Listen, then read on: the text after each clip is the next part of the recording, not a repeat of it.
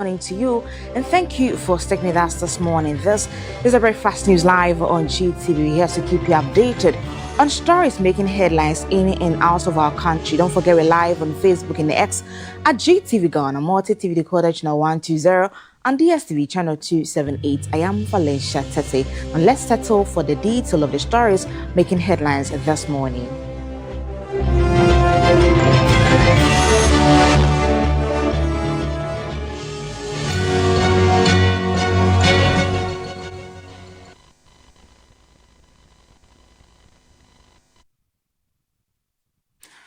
We start off from the Upper East region, where the President John Mahama has begun his 2-day resetting Ghana tour of the Upper East region with an inspection of the Bolgatanga Airport project as part of his major activity on his itinerary. The project, which is expected to improve air connectivity and support trade, tourism, and economic activity, forms part of government's broader efforts to open up the region and accelerate development through strategic infrastructure investments. Provision for you to come back and cut sword for work to commence in earnest. Construction is expected to be completed within 24 months. When investors come and they want to come and set up an industry here, they want to be able to travel quickly and back. Nobody wants to drive 11 hours to come to his factory in Upper East and drive 11 hours back to Accra. And so I believe that this airport will be a game changer. Aside from that, there are many businesses here in the Upper East region. We have the gold mines. They have to move their gold down to Accra. Sometimes they have to use a bullion van or charter a helicopter. And so it will be easy for them to bring it here and fly their gold bullion to Accra. And it is my hope that the people of Upper East will patronize it. We want to see your passenger numbers climb up very quickly because, like he said, it's a scalable airport. We've designed it such that you can expand the airport. So we're starting with 100,000 passengers. It's going to grow, phenomenally. Then we will begin the expansion. And so very soon I'll come back, join you, our paramount chiefs, and the people of Upper East to cut the sword on this site for the provision of the airport. Why is getting a new airport? Upper East is getting an airport, and then Sunyani is also getting a new airport. The paramount chief of the area expressed gratitude for the gesture. We are glad to have you here to inspect this land which you are going to give us an airport for the Upper East region. We are very grateful. We know, Mr. President, we know you do as you say. Thank you for all the projects you've been doing. We know you do more for us. The inspection forms part of President Mahama's 2-day Resetting Ghana tour, which seeks to engage citizens, assess ongoing projects, and demonstrate the government's commitment to inclusive and accountable governance. Reporting for GBC News, Celestine Avi, Bolga, Upper East Region.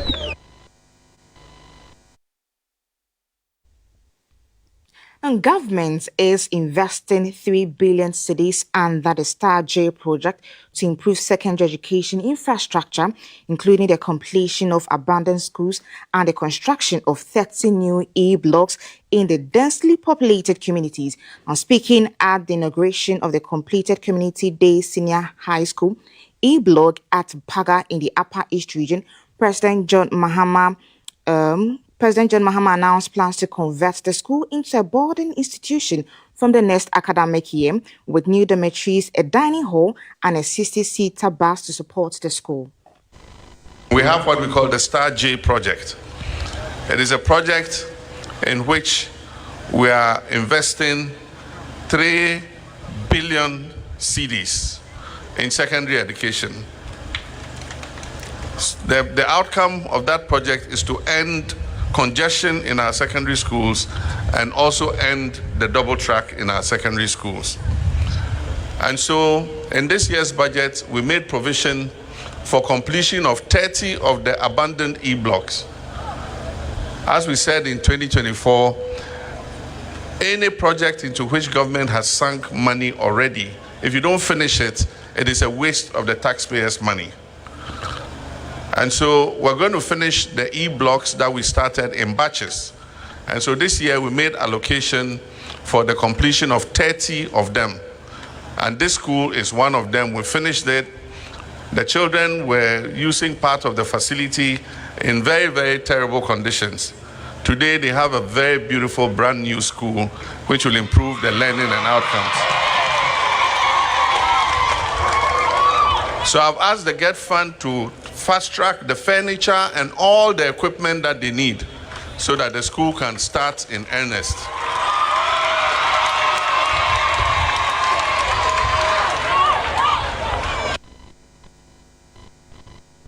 Away from the Upper East region, let's go to the presidency, where the Vice President, Professor Nana Jinukwu-Kwajuman, has commissioned 5 new envoys to represent the country in key diplomatic missions.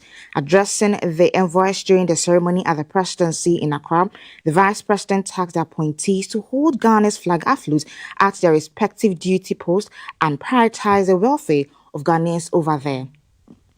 Forward-looking and solutions-oriented nation within the international community. The responsibilities you assume today are therefore of great consequence, not only to our foreign policy, but also to our broader national development agenda. You must be strong advocates for Ghana's interests and determined champions of our country's immense potential. Our citizens must encounter professionalism, efficiency, dignity, compassion in their interactions with your officers. Kuwait remains a valued partner in Ghana's development. Help resolve outstanding issues and reinvigorate development cooperation while pursuing new opportunities in trade and investment. Maintain close engagement with the Ghanaian community so that our citizens receive the protection, support, and responsive consular services they deserve. Responding on behalf of the new envoys, Ambassador Dr. Robert Ifuye assured the government that the diplomats would pursue Ghana's interest and place the welfare of Ghanaians abroad at the center of their assignments. We appreciate the fact that His Excellency the President repose this confidence in us to go and pursue the interests of Ghana without. And for that, we are very grateful, and Mother Vice President would like you to convey this to His Excellency the President for us. We've also taken note of the bespoke prescriptions that you made for all the countries. We go by this African proverb that the crocodile cannot attack the baby hippopotamus and expect the river to be peaceful. We would stand for the interests of Ghana. The new envoys are expected to help make Ghana shine among the nations of the world. Please, Rachel GBC. Quarty, GBC News, the Presidency.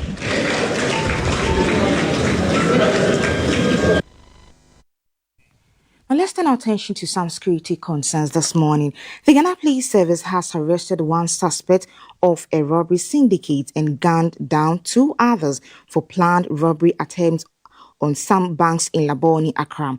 At about 10:45 a.m. yesterday, August 13, 2026, police received intelligence that a gang of robbers were preparing to attack the GCB Bank, EcoBank, and the Zenith Bank, all at Laboni. A police team was immediately deployed to Laboni, where the gang members were spotted in their vehicles parked close to the banks. Upon sighting the police, one of the vehicles sped off in an attempt to escape. The police gave them a chase and arrested suspect Augustine Okechukwu Maze. The other occupants, however, managed to escape. The robbers in the second vehicle also tried to escape amidst firing. The police engaged them in a shooting out, resulting in the death of 2 suspects. Police also recovered 2 vehicles, a Toyota Highlander vehicle with a registration number GS 1434-18, a Hyundai vehicle with a registration number GS 7915-18, and a blue pistol. Suspect Augustine Okechukwu Maze is in custody, assisting in investigation, while the bodies of the deceased suspects have been deposited at the morgue for preservation, identification, and autopsy. The Ghana Police Service highly commends the response team for successfully foiling the planned robbery attempt. The service is also grateful to the members of the public who continue to share credible information on criminal activities with the police.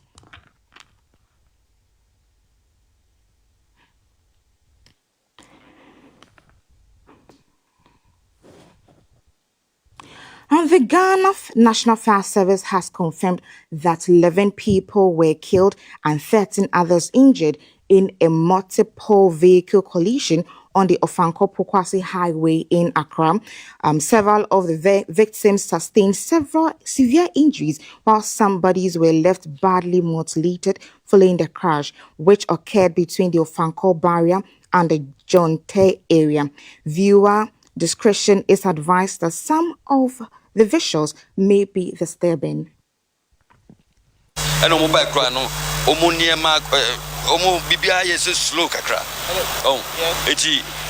What is what I saw? We did what we could. Again, like we're saying, the numbers were conflicting because, again, when we came, about 9 people were gone already, you understand, and then about 10 serious casualties, which some were taken to the Municipal Hospital. When you are from Accra, heading towards Ofanko barrier, heading towards Pokwase, okay? You see the highway. Yeah. The tractor drivers are now using the highway as a bus stop, which is very bad. And in the coming days, if nothing is done about it, we are going to receive such a news like this. Because on that same stretch, the VIPs are there, the trailers are there, the trucks are there. So if MTTD does not respond as fast as I am talking right now, this repetition is going to happen again, and more lives are going to be lost.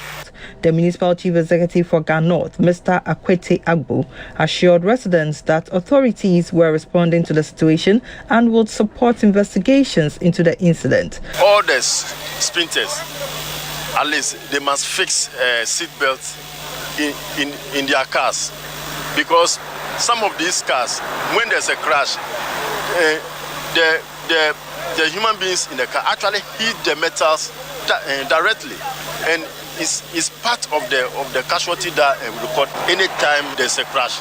And these seats are so open that any little crash, it affects the human beings in the car directly. So we need to look at the way we handle this kind of transport system in this country. The Ghana National Fire Service, which is yet to determine the cause of the accident, says investigations are ongoing. The injured victims are currently receiving treatment at Achimota Hospital, the 37 Military Hospital, and other health facilities.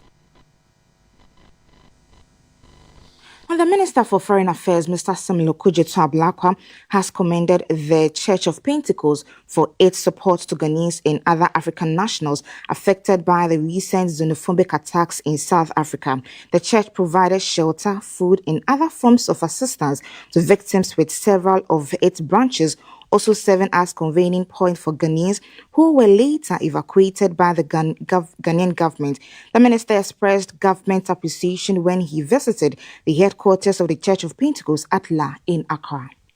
West Branch, you generously hosted 298, so almost 300 Ghanaians. So you put all of this together, we are talking about 500 Ghanaians that you hosted.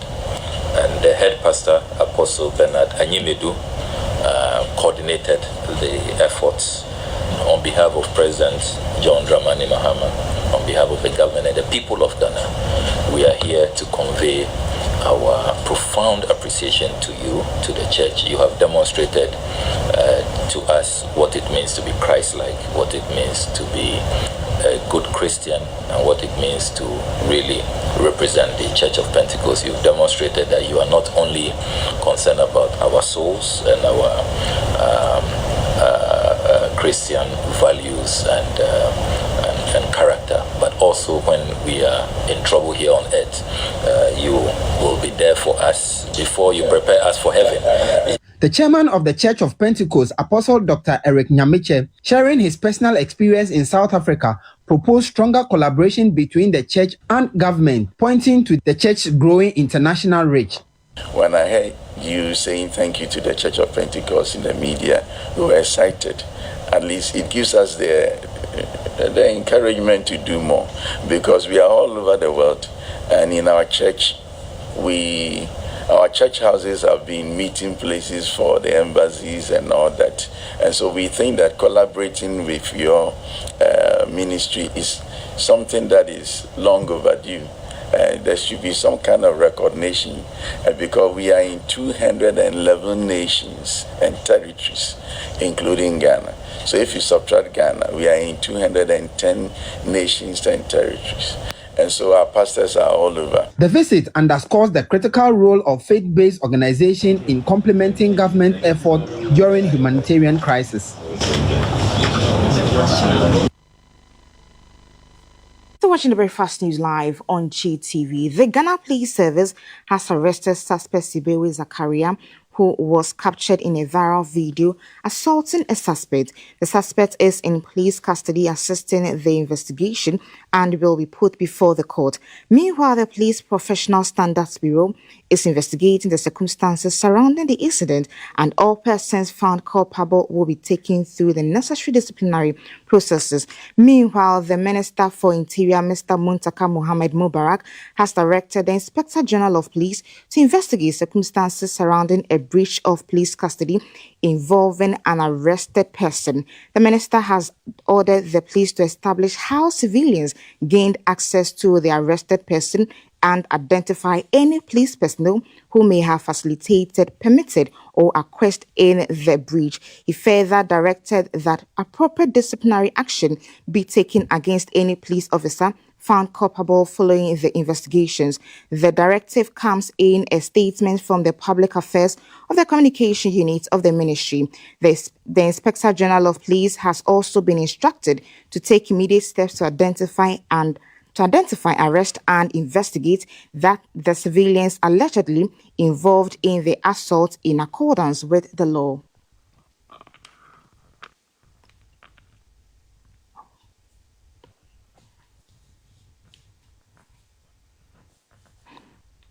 And the government will soon implement a new cocoa funding module, including the largest domestic bond issuance in Ghana's history. The mechanism, according to the acting president of the Chamber of Cocoa Marketers, is expected to provide liquidity for crop purchases while enabling local producers to expand capacity and added value.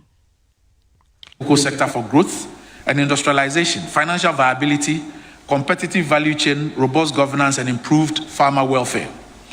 The success of the reforms require the cooperation and participation of all stakeholders, especially members of this chamber gathered here today.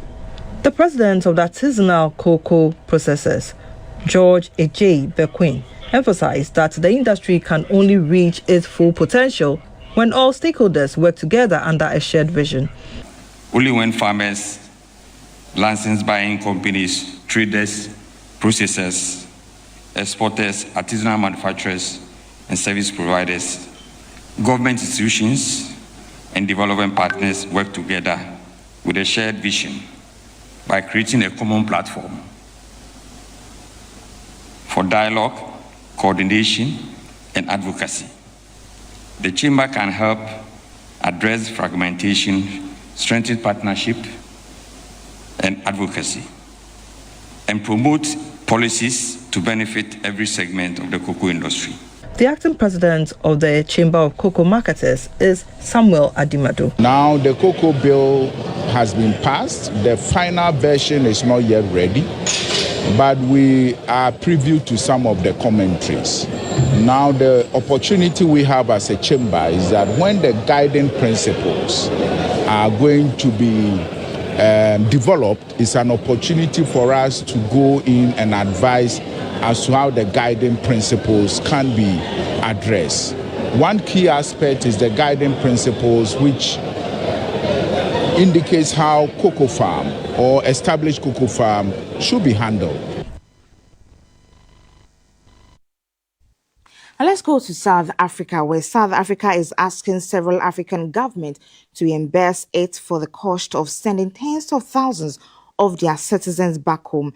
The request comes after South Africa deported or helped repatriate more than 80,000 immigrants following protests and violence against illegal immigration, according to the country. According to the country's Home Affairs Department, the country has spent nearly 18 million US dollars accommodating and transporting immigrants who demanded to return to their home countries. The Foreign Ministry has sent the written request for compensation to Malawi, Ethiopia, and Nigeria.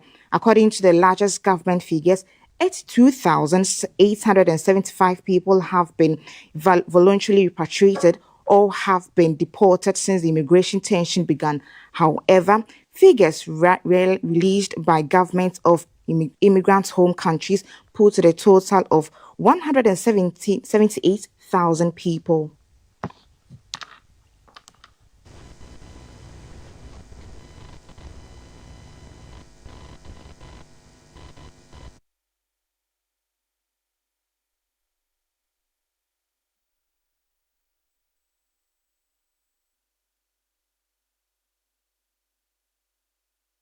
And this is where we end the Breakfast News Live on GTV. For more news updates, please do log on to our website at gbcghanaonline.com. You can follow us on all our social media platforms at GTV Ghana. The breakfast show continues right after this break. You know how we do it on a Friday. Please stick with us after this break. I am Valencia Tete.